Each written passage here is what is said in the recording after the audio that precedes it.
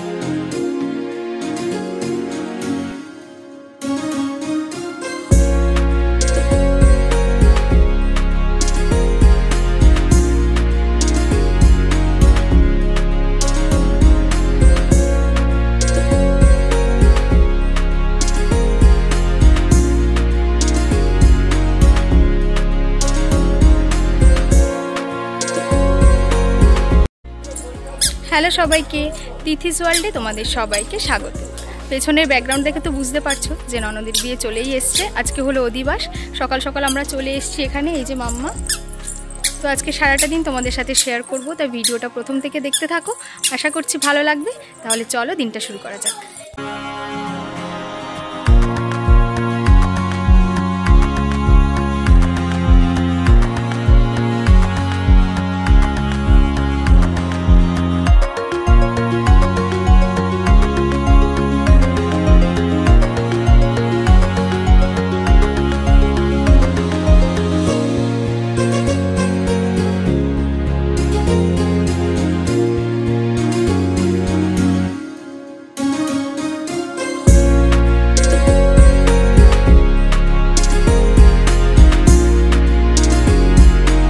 এখন তো ওই 12টা মতন বেজে গেছে। তো মাম্মাকে আগে একটু খাইয়ে নেব, কারণ বাড়ি থেকে সকালে ওকে খাইয়েই এনেছিলাম, আর দুপুরের খাবারটা আর বাড়ি থেকে করে আনিনি। এখানে একটু ডাল, মাছ ভাজা আর তরকারি করেছে, মানে পুঁই শাকের তরকারি, সেটা দিয়েই ওকে খাইয়ে দেব। যেহেতু খুব একটা ঝাল হয়নি, ও ভালোই খেতে পারবে। তো ওকে খাইয়ে নিয়ে তারপর আমরা সবাই খেয়ে নেব।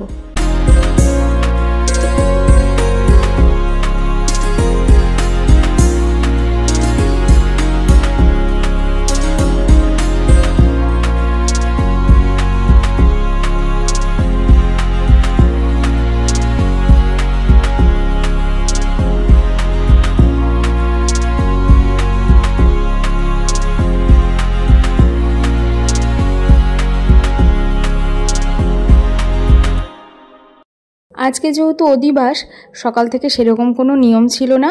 ওই গঙ্গা নিমন্ত্রণ যেটা সন্ধ্যাবেলা করতে হয় সেটা হয়ে গেছে। তখন আমি আর যেতে পারিনি, কারণ সন্ধ্যাবেলা তখন আমি মামাকে খাওয়াচ্ছিলাম।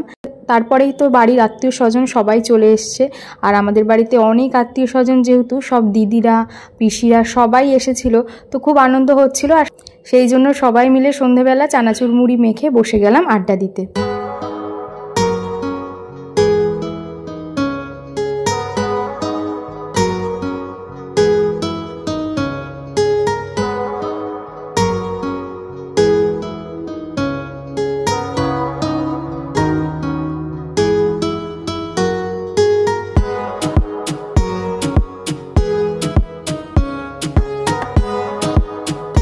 এরম করে ঘুরাও, যেরম দাও কাটি দাও, চারদিকে ঘুরাও। হ্যাঁ, এরম এরম পিছনে দাও। নমস্কার করো, প্রণাম করো। নমস্কার করি তো তুমি সরিয়ে আসো। যা বলো, দিকে দিবি। হ্যাঁ, ওটা এবার অর্ধেক দাঁড়াইবে। ও সব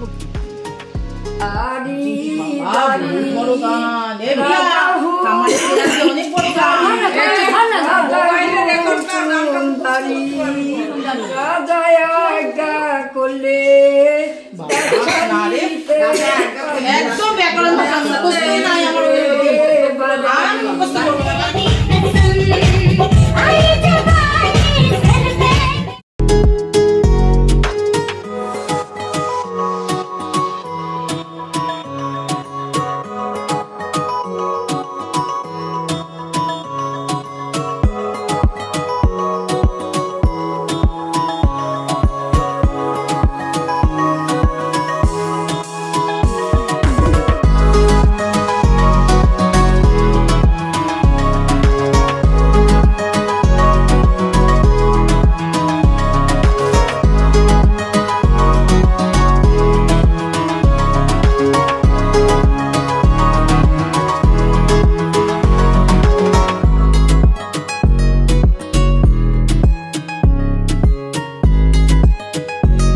গানের পর্ব তো চলতেই থাকবে। এদিকে অনেকটাই রাত হয়ে যাচ্ছে, দিয়াকে এবার আইবুড়ো ভাতও দেবো। সবাই ওই জন্য সাজিয়ে ওকে আইবুড়ো ভাত খেতে দিলাম। আর এটাই হলো মেয়েদের আইবুড়ো অবস্থায় নিজের বাড়িতে শেষ খাওয়া দাওয়া। ভাবলে কি অবাক লাগে, তাই না? আসলে এই সময়টা প্রত্যেকটা মেয়েই একটু ইমোশনাল হয়ে পড়ে। অনেক আনন্দের মধ্যেও যেন মনে হয় নিজের কাছের থেকে কিছু হারিয়ে যাচ্ছে। আসলে মেয়েদের জীবনটাই এরকম, প্রথম দিন থেকে শেষ দিন পর্যন্ত মেয়েদের সঙ্গে কম্প্রোমাইজ আর স্যাক্রিফাইস এই দুটো জিনিস কিন্তু জড়িয়েই থাকে। আর সেই জন্য মেয়েরা খুব তাড়াতাড়ি ম্যাচিওরও হয়ে যায়। আর ওরও হাতে শাখাপলা উঠে গেছে, নতুন জীবনে ও পা দিতে চলেছে। আর মাত্র একটা রাতের ব্যাপার, তাই আবারও ওর জন্য অনেক অনেক শুভকামনা রইল, যাতে নতুন পরিবারে গিয়ে নতুন মানুষদের সাথে খুব সুন্দরভাবে গুছিয়ে ও সংসারটা করতে পারে।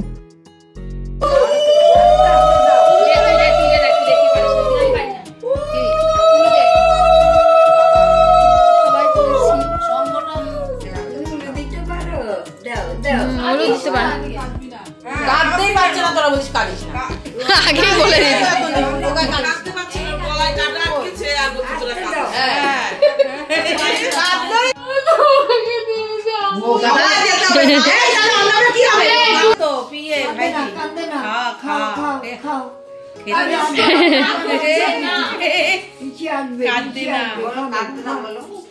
পিচি খেতে বলো, খাইয়ে দিয়ে যাও, খাইয়ে দাও, বেগুনি খাইয়ে দাও, খাও খাও পিপি খাও। দিদি খা, দিদি খা, পিসি খা, তুই একটু পায়েস খাই, খাও পিসি খাও, খাও একটু পায়েস খাই দাও, হাম দাও, সামান্য দেও, খেয়েছে সামান্য। উই দেখো ওমা ঢুকে না তো, দেখ চাইটা ও ভাবতে দিলই মুখ কেমন করে, মুখ কিরম করে। ব্যাচ ব্যাচ বলো, ব্যাচ ব্যাচ খেতে পায় না বলো, ব্যাচ ব্যাচ ব্যাচ। এই একটু কোলে উঠেছি,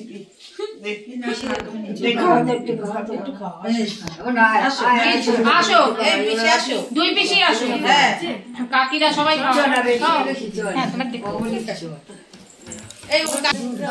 ভাত দিবে না। এই দিদি, এই দিদি, ওর জন্য রাঁধছি তো, ও দিদি,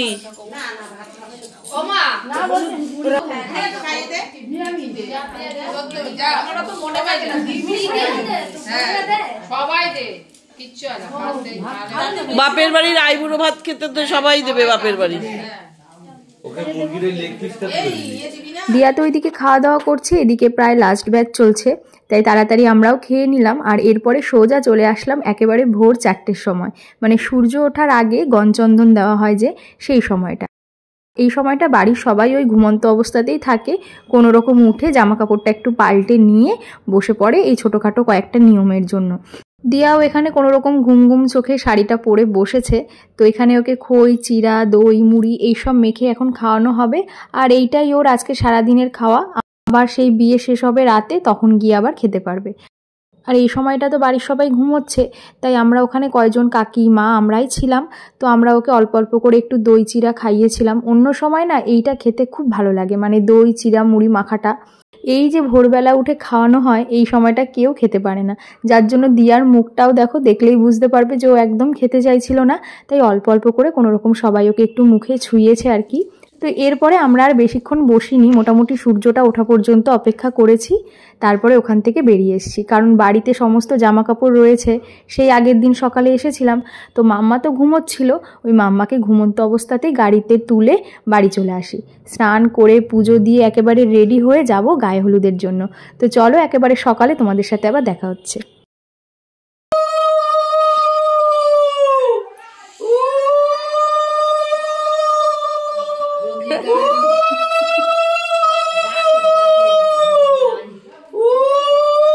আবার বাড়িতে এসে তাড়াতাড়ি রেডি হয়ে নিলাম।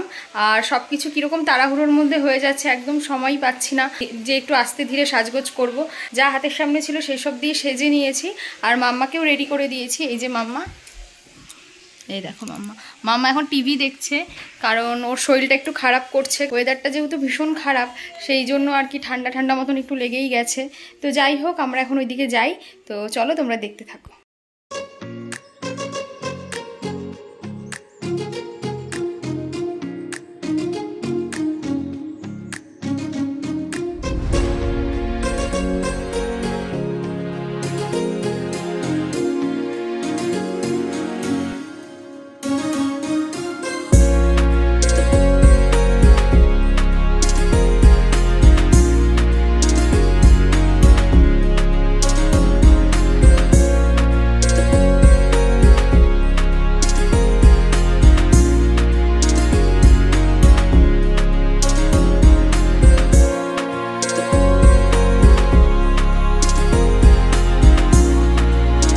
সকাল সকাল আমরা আস্তে আস্তে দিয়ার বৃদ্ধির কাজ প্রায় হয়ে গিয়েছিল। আর দিয়ার বৃদ্ধি বা কন্যাদানে সবটাই করেছে বাবা। বাবা হচ্ছে দিয়ার বড় জেঠু, মানে বাবাই এই বাড়ির বড় ছেলে, তো বাবাই ওর কন্যাদান বা বৃদ্ধির কাজ করেছিল। এই কন্যাদান বা বৃদ্ধির কাজগুলো কাকা জ্যাঠা কিংবা মামারা যদি করে তাহলে নাকি সেটা খুব শুভ হয়। তো আমার বিয়ের সময়ও আমার কাকা করেছিল বৃদ্ধি আর কন্যাদান করেছিল আমার মামা। এখানে আবার বাবাই সবটা করেছে। তো বৃদ্ধির কাজ হয়ে যাওয়ার পরে আমরা সবাই সকালের খাওয়ার দাওয়ারটা সেরে নিই, এরপরে সবাই বেরোলাম জল ভরার জন্য।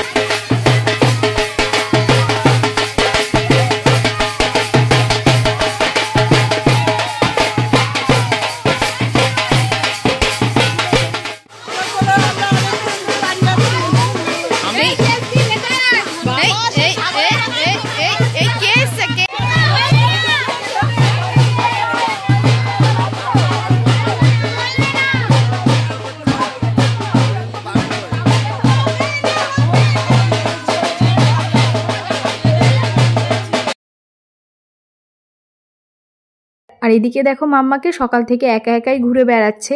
কালকে রাতে তো ওর অনেক সাঙ্গপাঙ্গ ছিল, সেই জন্য মাম্মার আর কাউকে দরকার হয়নি, কিন্তু আজকে আর সেই সব বন্ধু বান্ধবের কোনো পাত্তা নেই, সেই জন্য একা একাই ঘুরে বেড়াচ্ছে। আর এইবার তো দিয়ার গায়ে হলুদও হবে। আর জানো তো এইবার প্রথম আমি কোনো বিয়েতে অংশগ্রহণ করলাম, মানে অংশগ্রহণ বলতে কোনো নিয়ম কাজে অংশ নিলাম। কারণ এতদিন তো মাদের সাথে কাকিদের সাথে বা অন্যান্যদের সাথে গিয়ে শুধু বিয়েতে দেখেছি আর খাওয়া দাওয়া করেছি, কিন্তু এইবার বাড়ির বউ হিসেবে কিংবা দিয়ার বৌদি হিসেবে বেশ কিছু নিয়মে বাড়ির সবাই আমাকে ডেকেছিল। আর তার সাথে ছিল আমার দুই জা। আমার হাজবেন্ডই এই বাড়িতে একমাত্র ছেলে, সেই জন্য আমিও একমাত্র বউ, কিন্তু দুই পিসির আবার দুই ছেলের বউ রয়েছে, যারা আমার জা হয় আর দিয়ারও বৌদি হয়। তো আমরা তিন জা মিলেই দিয়ার বিয়ের হলুদটা কুটেছিলাম। বাড়ির সবাই বলছিল যে জায়েরা মিলে এটা করলে নাকি খুব ভালো, তাই আমরা তিন জা একসাথে বসলাম হলুদ কুটতে। আর একটা গামছা দিয়ে আমাদের তিনজনের মাথাটাই ঢেকে দিয়েছিল, যাতে বাইরে থেকে আমাদের কেউ মুখ দেখতে না পারে। আসলে এক একজনের বাড়িতে এক এক রকম নিয়ম থাকে, আর তার সাথে আবার অনেক ছড়াও ছিল, সেগুলোও সবাই পাশ থেকে বলছিল। তাই এই সময়টা না ভীষণ আনন্দ লাগছিল, কিন্তু ভিডিওটা ভালোভাবে তোমাদের সাথে শেয়ার করতে পারলাম না, কারণ এই সময় ভিডিওটা করছিল আমার একদম ছোট্ট যে ননদ, সেই আইবুড়ো ভাতের দিন এসেছিল দিয়ার সাথে তুনু, ও করে দিয়েছিল ভিডিওটা। ও তো খুব ছোট, সেই জন্য ভালোভাবে তুলতে পারিনি, যতটুকু ও তুলেছে সেটুকুই তোমাদের সাথে শেয়ার করলাম।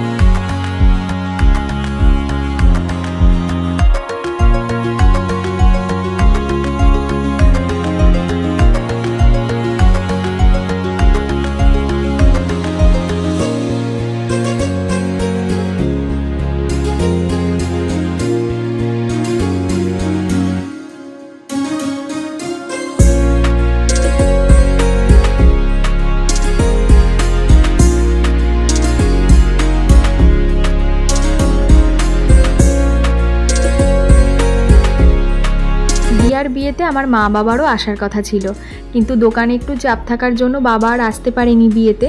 মা এসেছিল। যখন আমরা জল ভরে বাড়ি ঢুকছিলাম তখনই এসে দেখি যে মা পৌঁছে গেছে। তো মা আসার পরে দিয়ার গায়ে হলুদও হলো, আর তারপরে আমরা সবাই তাড়াতাড়ি করে একদম ফার্স্ট ব্যাচেই খাওয়া দাওয়াটা করে নিয়েছিলাম। কারণ এবার আমি বরের কাছে আবদার করেছিলাম যে বড় ননদের বিয়ে বলে কথা, আমি কিন্তু বিয়ে বৌভাত দুদিনই পার্লারে সাজবো। কারণ সেই জীবনে একবারই নিজের বিয়ে আর বৌভাত ছাড়া কোনো দিন কোনো মেকআপ আর্টিস্টের কাছে আমি সাজিনি।